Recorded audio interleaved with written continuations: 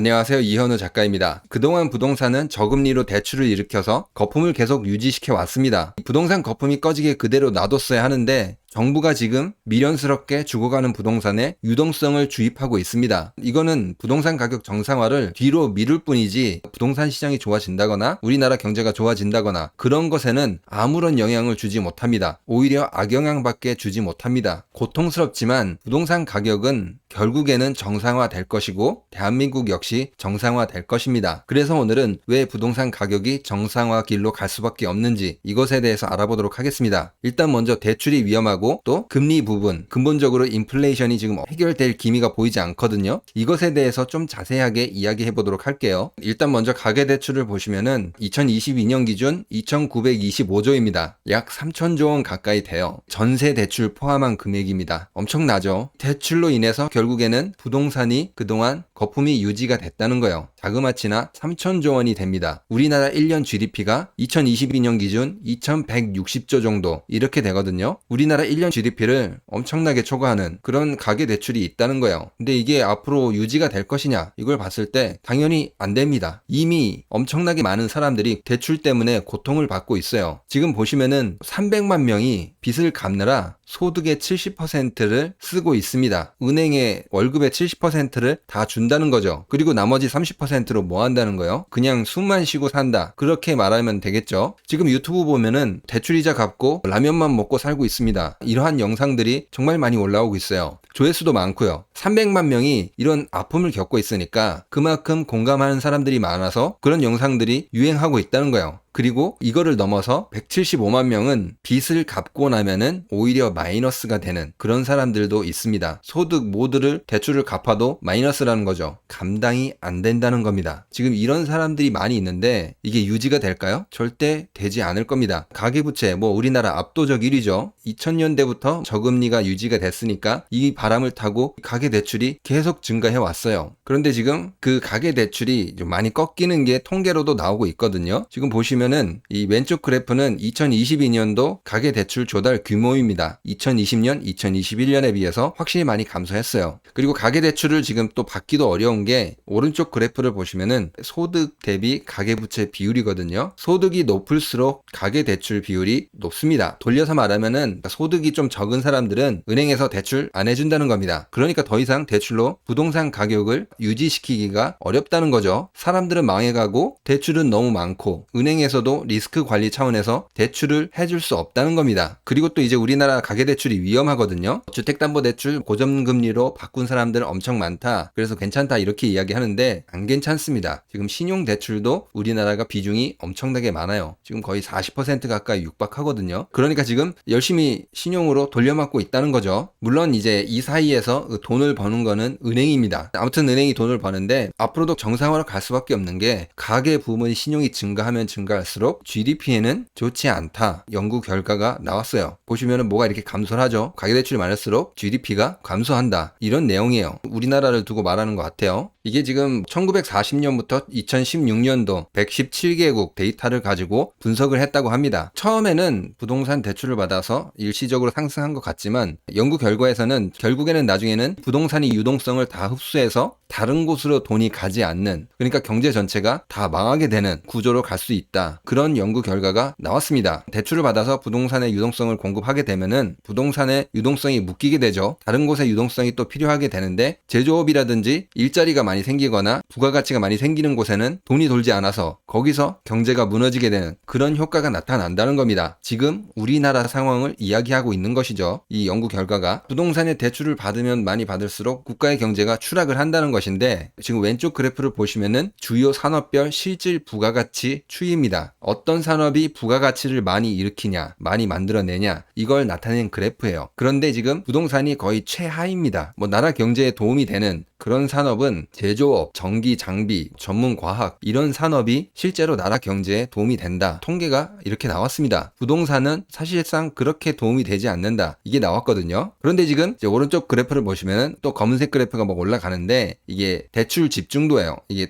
산업별로 어디서 대출을 많이 받았냐 이거를 나타내는 건데, 부가가치는 가장 적게 만들어내는 부동산 산업이 대출은 가장 많이 받았습니다. 그러니까 전혀 도움이 되지 않는다는 거죠, 나라 경제에. 그러니까 지금 이 상태로 부동산 가격이, 시장이 유지가 될 수 없다는 거예요. 대출을 받은 사람들이 이렇게 허덕이고 압도적으로 대출이 많고, 사실 뭐 대출도 지금 잘 되지 않고 은행만 돈을 버는 구조고, 결국에는 GDP, 나라 산업 근간 자체를 갉아먹는 그런 구조라는 겁니다. 대한민국이라는 배에서 부동산이 있는데 다 같이 침몰하고 있다는 거예요. 아무리 유동성을 공급한다고 하더라도 결국에는 부동산 가격은 경기 하락 이런 것과 함께 같이 가게 된다는 겁니다. 그리고 이제 금리도 사실 중요하거든요. 그동안 미국이 장기간 저금리를 했잖아요. 2000년대부터 장기간 저금리를 했는데, 그럼 앞으로 금리가 또 장기간으로 저금리가 올 것이냐, 이것도 우리가 생각을 해봐야 돼요. 그런데 저는 이것에 굉장한 의문을 가지거든요. 우리가 한 가지 생각해봐야 될 게, 과거의 인플레이션은 어떻게 극복됐는지 이것을 한번 생각해 봐야 돼요. 그래야지 이번에도 인플레이션이 극복이 되고 금리가 내려갈 수 있다, 이거를 예측할 수가 있거든요. 이게 약간 전문가들도 지금 예측하기가 어려울 거예요. 지표를 보면서 조금 설명해 드릴 텐데, 지금 과거 인플레이션이 있었던 적이 있거든요. 5.1 파동 때, 그리고 이제 2차 대전 끝나고 이때도 미국의 인플레이션이 급등한 적이 있어요.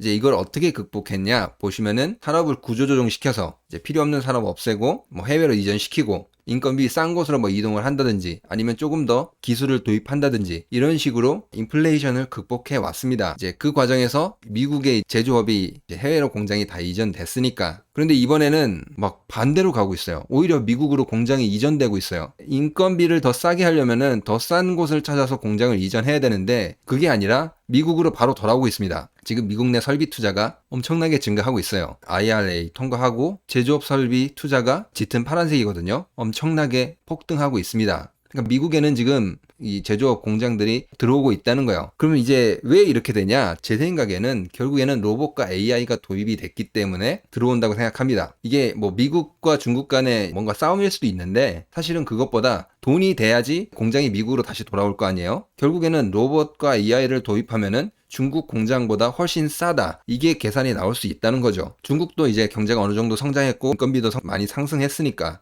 사실 로봇을 도입하는 게 가장 편하죠. 이것도 하나의 방법인 거예요. 이게 사실 뭐 파업할 일도 없고 일도 24시간 할 테고 전기만 먹으면은 계속 돌아갈 테니까. 그렇기 때문에 미국으로 다시 공장이 돌아온다고 생각하는데, 그러니까 결국에는 이번 인플레이션은 로봇과 AI로 생산 단가를 낮춰서 극복할 수 있다, 그 말입니다. 그러니까 정리하자면은, 이번 인플레이션은 미국이 공장을 해외로 이전해가지고 그러니까 원가를 낮춰서 인플레이션을 극복하는 게 아니라, 로봇과 AI 첨단 기술을 도입해서 어떻게 한다? 생산 단가를 낮춘다, 그 말입니다. 인플레이션을 극복한다, 그 말입니다. 그러니까 미국의 금리 인하는 로봇과 AI가 다 도입이 돼서 이 저렴한 가격으로 물건을 생산하기 전까지는 금리 인하는 어렵다는 것입니다. 그러니까 미국 금리 뭐 내려간다, 막무가내로 이렇게 이야기하는데 그런 일은 발생하지 않을 겁니다. 결국에는 이게 이 로봇과 AI가 빨리 도입이 돼서 생산 단가가 낮아지기 전까지는 내려가지 않을 거예요. 대출 받으신 분들 막연하게 금리 내리겠구나, 부동산 다시 상승할 수 있겠다, 그때 되면은, 그런 일은 지금 당장 발생하지 않는다는 것이죠. 미국 금리는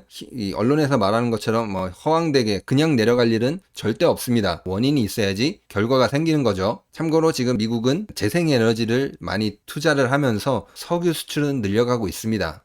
그 덕분에 지금 석유 가격이 많이 오르고 있는 것 같아요. 석유 가격이 금세 많이 상승을 했더라고요. 이 정도 되면은 이제 하반기에 다시 물가가 많이 오를 거예요. 우리나라 같은 경우에는, 우리나라는 이제 석유를 다 수입해서 쓰니까 지금 이제 하반기에 엄청나게 큰 충격을 대비해야 될 것입니다.